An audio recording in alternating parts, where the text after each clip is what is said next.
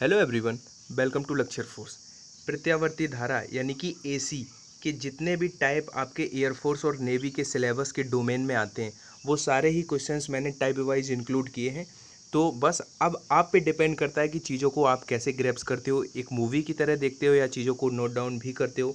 बाकी आप समझदार हो। बस मैं यही कहूँगा कि अगर आपके अपकमिंग पेपर में एसी से क्वेश्चन आया तो हाई प्रोबेबिलिटी है कि वो आपको सिर्फ इसी सिंगल वीडियो से मिल जाएगा। तो स्टार्ट करते हैं। फर्स्ट क्वेश्चन है, एक बहुत अच्छा रिजल्ट है। जो उसकी पीक वैल्यू होती है और जो आरएमएस वैल्यू होती है उसका रिलेशन जो होता है उस पर कभी कभी सीधा रिलेशन, 4 रिलेशन आपको देगा, उसमें आपको फाइंड करना होगा कौन सा सही है या फिर उसका न्यूमेरिकल बन सकता है जो कि फर्स्ट टाइप आपका है। तो फर्स्ट टाइप डिस्कस करते हैं कि पीक वैल्यू यानी कि शिखर मान जो है अल्टरनेटिव करंट का वो 5√2 एम्पियर है। तो धारा का वर्ग माध्य मूल मान यानी कि आरएमएस वैल्यू क्या होगी। तो फर्स्ट ऑफ ऑल आपको मैं बता दूं कि जो आई आर एम एस धारा का जो आई आर एम एस होता है वो पीक वैल्यू यानी कि धारा का शिखर मान बटे √2 होता है। ये रिलेशन आपको पता होना चाहिए। सेकंड थिंग ये पता हो, और अभी ऐसे भी पूछने लग गया है वो कि 4 आपको ऑप्शंस देगा तो सही रिजल्ट पूछेगा, तो एक याद रखना 0.707 I0 भी होता है आरएमएस का मान। क्यों? क्योंकि जब आप √2 की वैल्यू रखोगे 1.414 तो वो रिजल्ट आपका 0.707 I0 आएगा। तो आई वुड सजेस्ट कि आप ये भी डायरेक्ट याद कर लो क्योंकि ये भी अब पूछे जाने लगे हैं कॉम्पिटेटिव एग्जाम में। ठीक है, अब इसी रिजल्ट पे आपका ये क्वेश्चन बेस्ड है क्योंकि शिखर मान यानी कि पीक वैल्यू दे रखी है 5√2, तो I0 की जगह पे हम 5√2 लिखेंगे बटे √2। तो √2 से √2 कट गया यानी कि जो 5 एम्पियर है। सबसे बेसिक क्वेश्चन जो है वो यही पूछा जा सकता है। ठीक है, सेकंड थिंग अभी क्या है कि आप ये टेंशन मत लेना कि बेसिक क्वेश्चंस होंगे, क्योंकि अभी आप वीडियो पे जंप करके आगे भी देख सकते हो कि क्वेश्चन का लेवल कहाँ तक मैंने टच किया है। सारे ही क्वेश्चंस एग्जाम ओरिएंटेड है, बस आप पेशेंस के साथ पूरा वीडियो देखा करो। अल्टरनेट करंट में अमीटर का पाठ्यांक 5 एम्पियर है तो परिपथ में धारा का अधिकतम मान। देखो लैंग्वेज का खेल किस तरह से वेरी कर सकता है क्वेश्चन, वो मैं यहाँ पे बताना चाह रहा हूँ। क्योंकि यहाँ पे डायरेक्ट आपको आरएमएस वैल्यू नहीं दी है। यहाँ पे क्या है कि अमीटर का पाठ्यांक, चाहे वोल्ट मीटर की बात करें वहाँ पे अगर V, whether it is V और करंट, अगर उसमें इसमें अमीटर और वोल्ट मीटर जो होता है वो आरएमएस वैल्यू ही रहती हैं और पीक वैल्यू निकालनी है। अब तो सीधा इजी क्वेश्चन हो गया, यानी कि ये लैंग्वेज के साथ इतना वो खेल सकता है कि अगर अमीटर का पाठ्यांक दिया हुआ है तो मतलब वो हमें आरएमएस वैल्यू दी गई है। अब आप इजीली फाइंड कर सकते हो पीक वैल्यू। ठीक है, तो ये 5√2 हो जाएगी। एक चीज़ अब यहाँ पे और बताऊँ आगे बढ़ने से पहले, क्योंकि आगे क्वेश्चन आपको मिलेंगे। आपने एसी में यानी कि अल्टरनेट करंट में 2 टर्म सुने होंगे, एक धारितीय प्रतिघात यानी कि XC और एक प्रेरकीय प्रतिघात यानी कि XL। इनसे कौन से क्वेश्चंस आप फ्रिक्वेंटली पूछे जाने लगे हैं आपके डिफेंस एग्जाम में, वो यहाँ पे 2 क्वेश्चंस यहाँ पे मैं डिस्कस करूँ कि जो अगर देखो धारितीय प्रतिघात होगा, जो परिपथ में धारितीय प्रतिघात होगा तो उसमें जो धारा होगी, धारा, ठीक है, वो कला में फेज में विभव से अग्रगामी होगी, विभव से फेज में अग्रगामी होगी। और अगर प्रेरकीय प्रतिघात है तो फिर यहाँ पे क्या होगा कि धारा जो है वो विभव से फेज में यानी कि कला में पश्चगामी होगी, यानी कि इसमें अग्रगामी, क्योंकि धारा आगे क्यों है, क्योंकि ये ऐसे याद रख सकते हो क्योंकि ये धारितीय प्रतिघात है। अब वो प्रतिघात जो है परिपथ वो धारितीय है तो धारा अग्रगामी होगी। याद रखना ये 2 पॉइंट। ट्रस्ट मी गाइज, ये क्वेश्चन आप देख लेना, जो मैं पॉइंट बताता हूँ एडिशनल, उनसे आपको सीधे सीधे एग्जाम में क्वेश्चन मिलेंगे। जो प्रेरकीय प्रतिघात होगा, अब ये धारतीय तो होगा नहीं, अब धारतीय नहीं होगा तो धारा जो है वो पश्चगामी होगी कला में, किससे, विभव से। तो ये 2 पॉइंट आप लिख सकते हो या इसका स्क्रीनशॉट भी ले सकते हो क्योंकि आगे आपको क्वेश्चंस मिलेंगे। नेक्स्ट क्वेश्चन देखते हैं कि ये हो गया था, एक अमीटर का प्रत्यावर्ती परिपथ में पाठ्यांक 4 एम्पियर है तो परिपथ में धारा का मान। तो इन क्वेश्चन को आप अब कर सकते हो। वी देखो, अब देखो जो मैं एक जैसे क्वेश्चन होंगे, जैसे आपका जो सेकंड और थर्ड एक जैसा है तो वो मैं एक्स नहीं कराऊंगा। देखो नेक्स्ट है V = 200। अब देखो क्या होता है, V = V0 sin ω t होता है।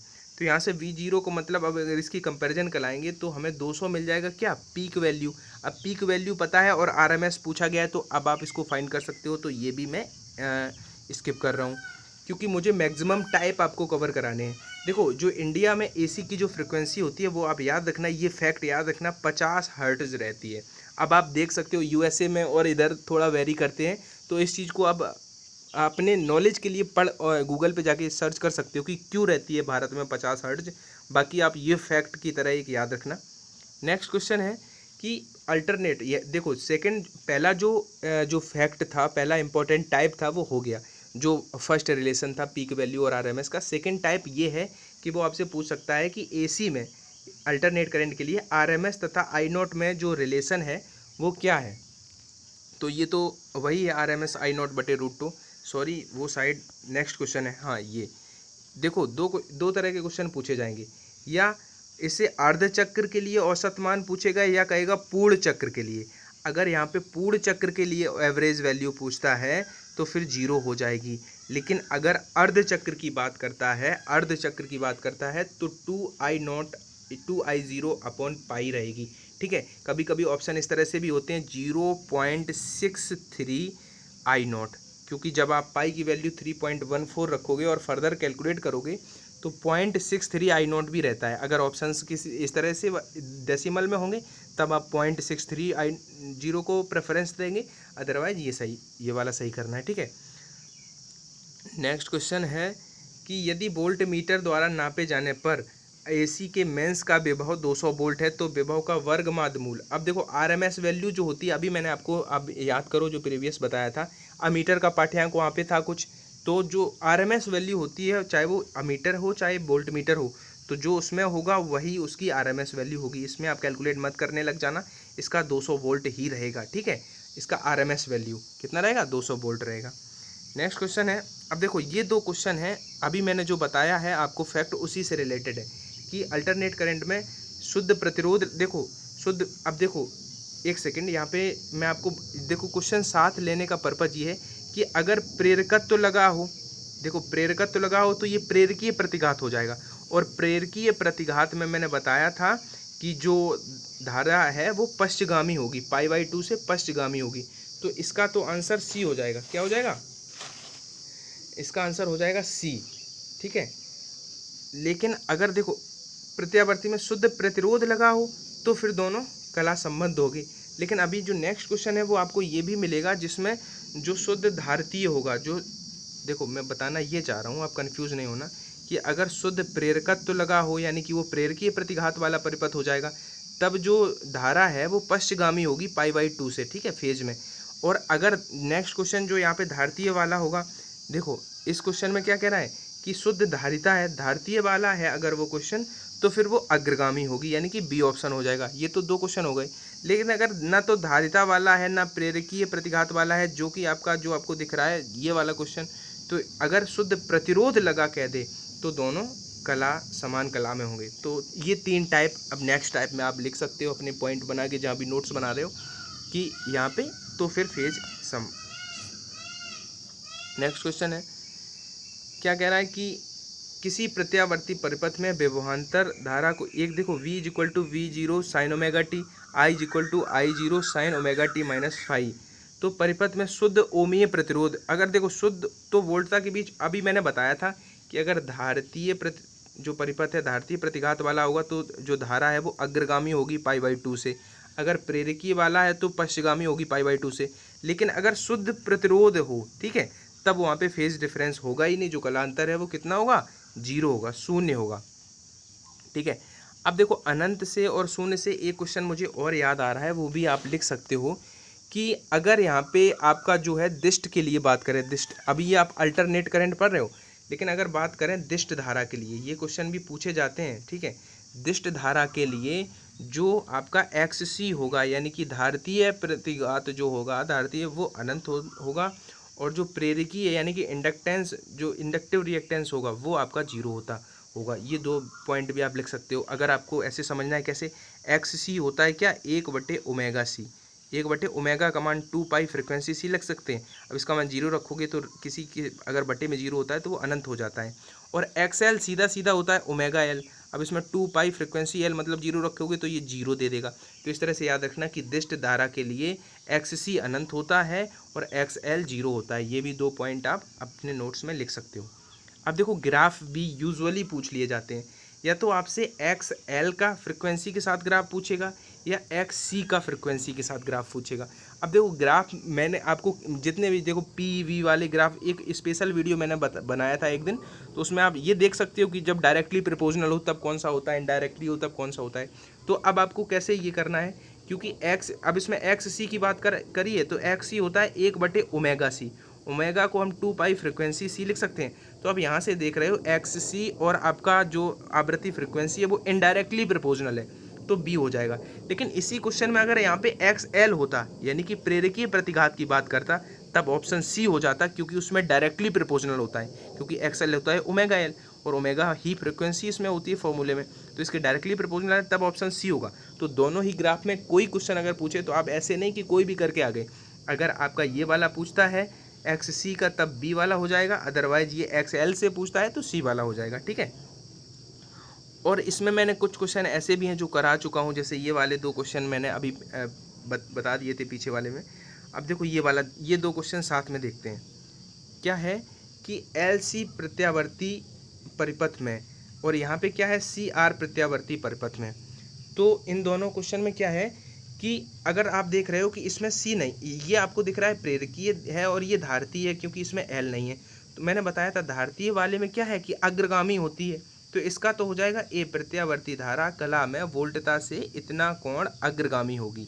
लेकिन अगर यहाँ में सी नहीं है तो ये मतलब प्रेरकीय प्रतिघात है, और प्रेरकीय प्रतिघात में पश्चगामी होती है, तो धारा जो है वोल्टता से, तो इसका बी हो जाएगा XL/R से पश्चगामी होगी।